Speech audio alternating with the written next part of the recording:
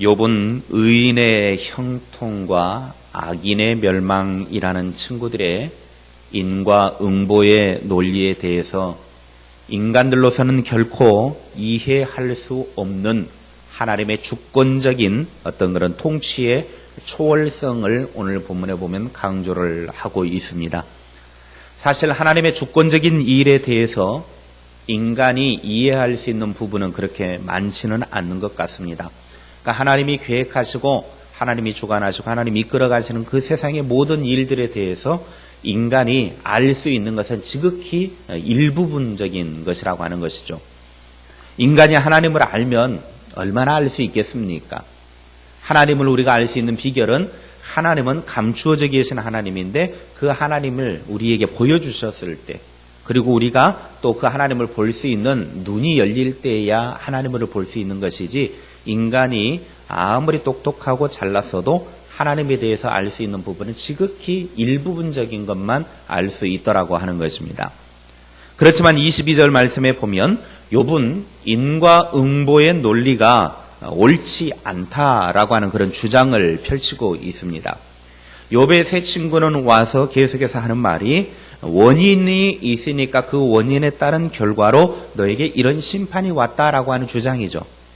그러니까 지금 욥이 이런 엄청난 재난을 당한 이유는 본인은 그렇게 의인이라고 말하고 있고 하나님 잘 공경하는 삶을 살고 있다라고 그렇게 번지르르하게 말을 하고 있지만, 우리 몰래 네가 지금 하나님 앞에 지은 죄가 있으니까 그 죄에 대한 대가로 이런 재난을 받은 것이다. 과거의 조상들이라든지 과거의 어떤 사람들의 이야기를 통해서 욥의 세 친구들은 계속해서 줄기차게 그런 인과응보의 논리로 이야기를 하고 있었습니다. 그런데 지금 욥을 향하여서 그렇게 인과응보의 논리를 가지고 이야기했던 친구들을 향하여 너희들의 주장이 옳지 않다라고 하는 것을 내가 설명해 보이겠다 하면서 오늘 본문의 말씀은 이제 그것을 변증하듯이 설명해 주고 있습니다. 22절 말씀에, 그러나 하나님께서는 높은 자들을 심판하시나니 누가 능히 하나님께 지식을 가르치겠느냐. 이 말씀은 아무리 높은 위치에 있는 훌륭한 고관이라 할지라도 하나님이 심판하시고 하나님이 세상 주관하시는 일에 대해서 이러쿵 저러쿵 말할 수 있는 사람이 못 된다라고 하는 것입니다. 하나님 이렇게 다스려 주십시오, 하나님 저렇게 다스려 주십시오 하면서 하나님께 자꾸 어떤 권력 행사를 할 수 있는 사람은 아무도 없다라는 것이죠.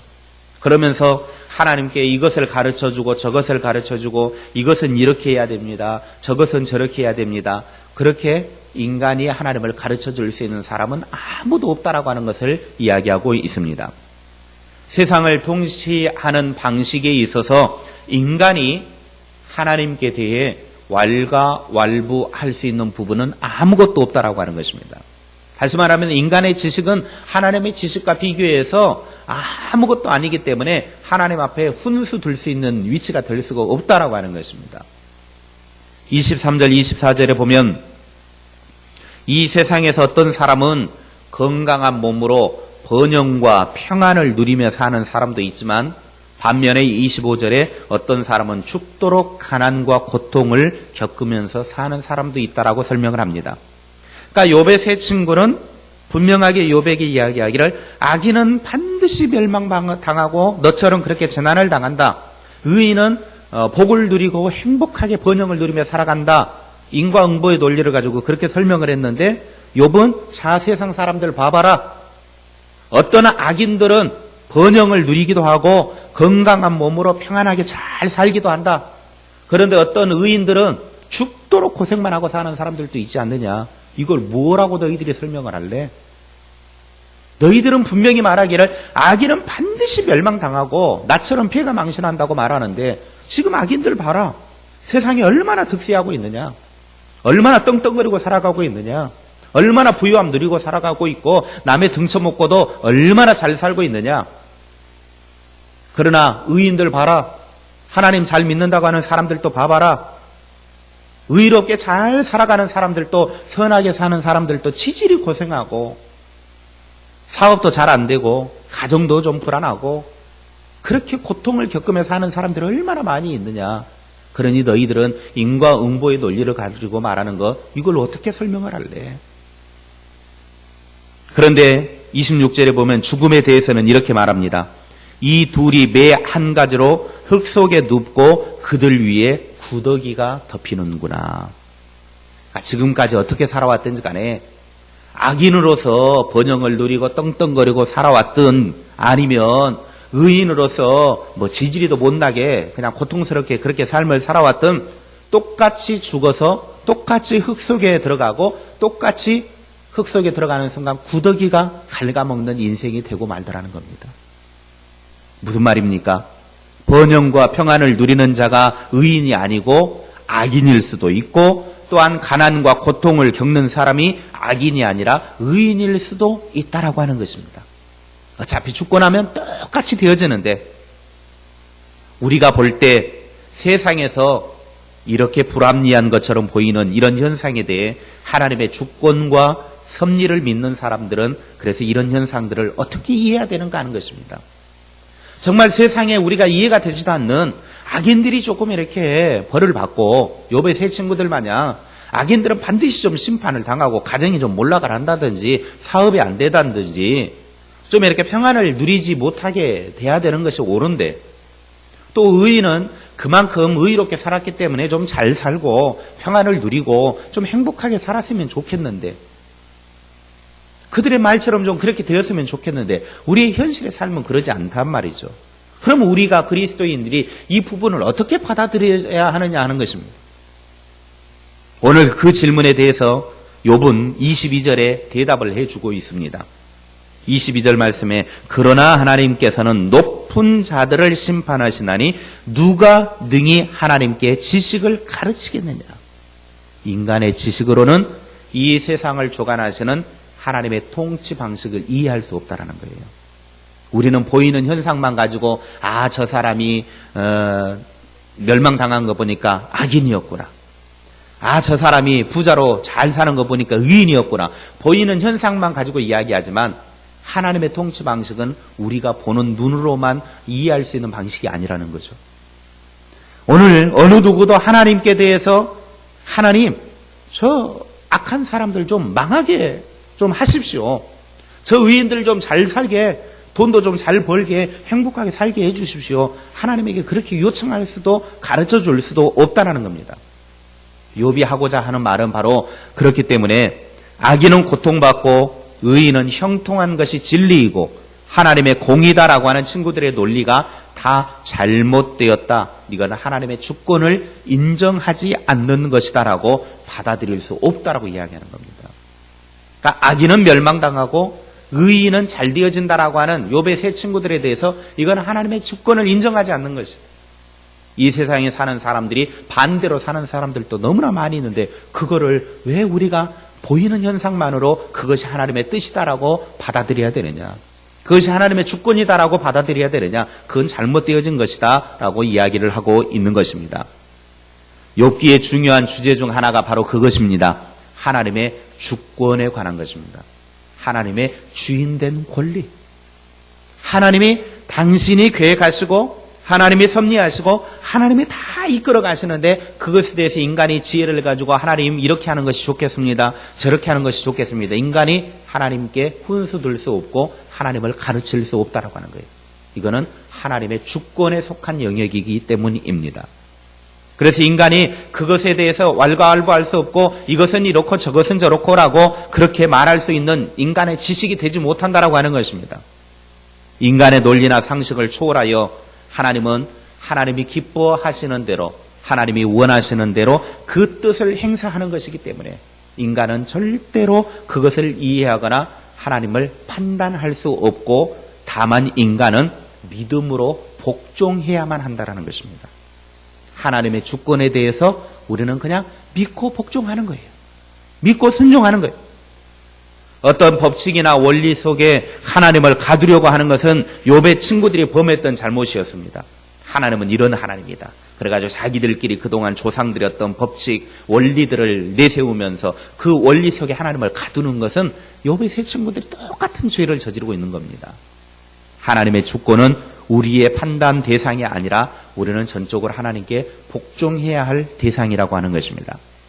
그래서 욥은 결론적으로 27절부터 34절에서 친구들에 대한 자신의 견해를 밝히면서 27절에 그들의 생각은 결국 욥을 해하려는 속셈이었고 28절부터 34절에는 헛되고 거짓된 증거였다라고 단언하고 있습니다.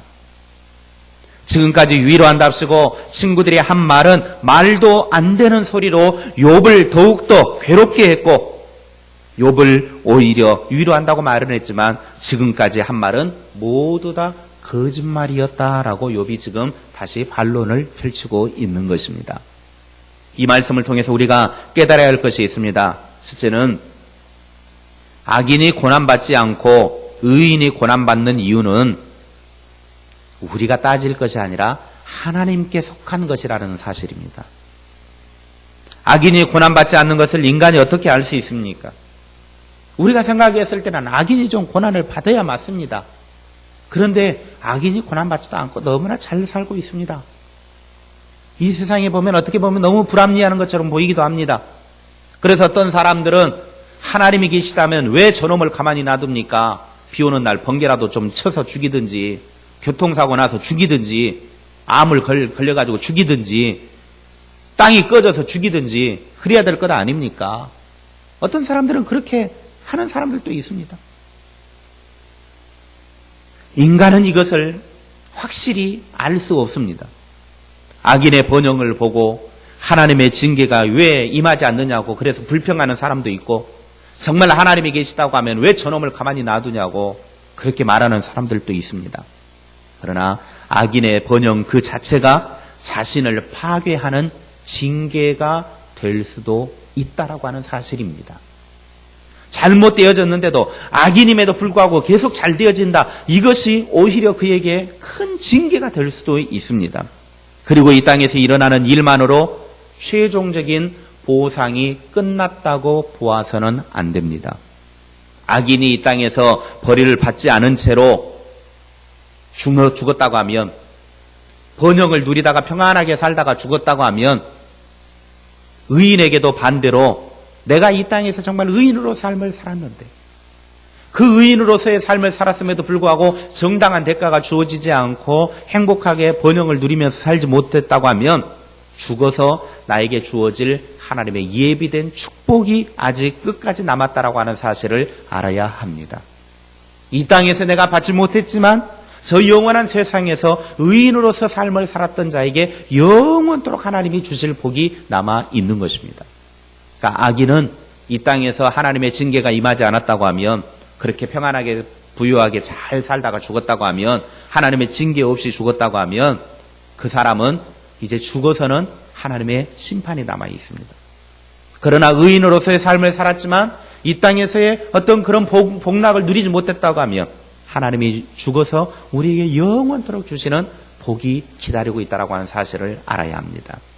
그래서 우리는 악인이 고난받는 것에 대해서 불평할 필요도 없고 악인이 지금 당장 멸망받지 않는다고 그거에 대해서 우리가 원망하거나 하나님이 있으면 도대체 뭐하냐고 따질 필요도 없습니다. 왜? 그건 하나님의 주권이기 때문에 하나님의 영역이기 때문에 여러분 보세요. 우리 주변에도 얼마나 그런 사람들 많습니까? 우리 주변에도 충분히 그런 사람들 많이 있어요. 그런데도 우리가 따지지 말고 그냥 하나님의 주권 영역이니까 왜? 하나님이 하시는 일이니까 우리는 그냥 믿음으로 복종하고 그냥 나에게 주실 상급만 바라보면서 묵묵히 가는 것입니다. 내 생에 살아가는 동안 그 생애가 몇십 년이 되든 간에 그 생애 동안 고난당하고 힘들게 살아가더라도 보상받지 못하면 죽어서 영원토록 보상받잖아요. 얼마나 큰 복입니까? 그러나 떵떵거리고 악하게 살아갔던 사람들 100년 산다고 칩시다. 100년 동안밖에 못 누리는 것입니다. 그러나 지옥에서 고통스럽게 영원토록 징계를 받는다고 한번 생각해 보십시오. 누가 더 이득입니까? 물론 의인으로서 이 땅에서 평안하게 잘 살고 또 나중에 하나님께도 그런 복을 받는다고 하면 좋겠지만 대부분은 우리가 보면 그렇지 않는 일들이 다반사라고 하는 것입니다. 그래서 경건하게 믿음 생활하는 사람이 고난을 당하더라도 반드시 하나님의 약속하신 보상이 기다리고 있음을 확신하고 소망하며 살아갈 수 있기를 바랍니다. 둘째로 하나님의 무한한 섭리를 인간은 알 수 없습니다. 우리는 하나님의 섭리를 이해하는 데 있어서 불완전함을 먼저 생각해야 됩니다. 나는 불완전하다. 나는 불완전한 인간이다. 부족한 것이고 또 불완전한 존재이다. 그렇기 때문에 하나님의 섭리를 확실히 알 수 없고 하나님께서 우리에게 가르쳐 주시는 계시가 아니고서는 깨달을 수 없습니다. 그러면 우리가 정녕 하나님을 전혀 알 수 없단 말인가? 우리는 하나님을 이해할 수 없단 말인가? 아닙니다. 우리가 하나님을 알 수 있는 방법이 있습니다. 하나님의 계획하심과 하나님의 뜻하심과 하나님의 주권적인 그 일들을 알 수 있는 방법은 뭐냐면 하나님께서는 당신의 계획하심과 뜻하심을 말씀을 통해서 가르쳐 주셨습니다. 그러니까 하나님의 계획하심과 뜻하심은 이 말씀 속에, 성경 말씀 속에 다 들어 있습니다. 그래서 하나님의 말씀을 우리가 읽고 그 말씀을 묵상하고 그 말씀을 파헤치다 보면 하나님의 주권, 하나님의 뜻하심, 하나님의 섭리하심, 하나님의 이 모든 것을 알아갈 수 있습니다. 성경을 덮어놓고 살아가니까 하나님의 말씀을 들으려고 하지 않으니까 하나님의 섭리를 알 수 없는 것이지 우리가 성경을 펼치면 하나님을 알아가는 것입니다. 그리고 기도를 통해서 하나님을 알아가는 것입니다. 그러기에 우리가 말씀과 기도는 정말 중요한 겁니다. 제가 부임할 때부터 계속해서 강조한 것이 말씀과 기도입니다. 말씀과 기도. 말씀과 기도가 이루어질 때에 그 속에서 하나님의 뜻을 알아가는 것이고 말씀과 기도가 왕성하게 회복이 되어질 때 우리의 신앙이 견고하게 서는 것입니다. 말씀과 기도가 없으니까 신앙에 힘이 없고 툭 하면 시험 들었느니 툭 하면 교회생활 못하겠느니 이런 말이 나오는 것이죠. 말씀과 기도로 세워지면요 누가 뭐라고 해도 흔들릴 것도 없고 마귀가 아무리 찝쩍거려도 그거 우리는 한 방에 이길 수 있습니다. 말씀과 기도로 세워지지 않으니까 이리 흔들리고 저리 흔들리고 이 말에 혹 저 말에 혹 해가지고 그냥 상처 입고 자기 스스로 그냥 시험 들고 그래서 힘들어지는 것입니다. 우리는 하나님을 알기를 힘써야 합니다. 하나님을 의지하고 하나님의 말씀을 통해서 주신 약속을 믿고 소망해야 합니다. 우리에게 예비된 하나님의 거룩하신 뜻이 이루어지기를 소망하며 나아가는 하나님의 사람들이 다 될 수 있기를 바랍니다. 그래서 이 땅에서 악인이 아무리 잘 나가도 그거 부러워하지 마시고 의인이 조금 어렵게 살아도 그거 가지고 너무 실망하지 마십시오. 하나님이 우리에게 다 보상해 주시고 그에 대한 대가를 반드시 치르도록 하실 것입니다. 그에 대한 보응을 허락하실 것입니다. 단지 우리는 하나님의 뜻을 이해하고 알아가기 위해서 말씀과 기도로 소망 가운데 나아가는 우리 모두가 되어질 수 있기를 주님의 이름으로 축원합니다.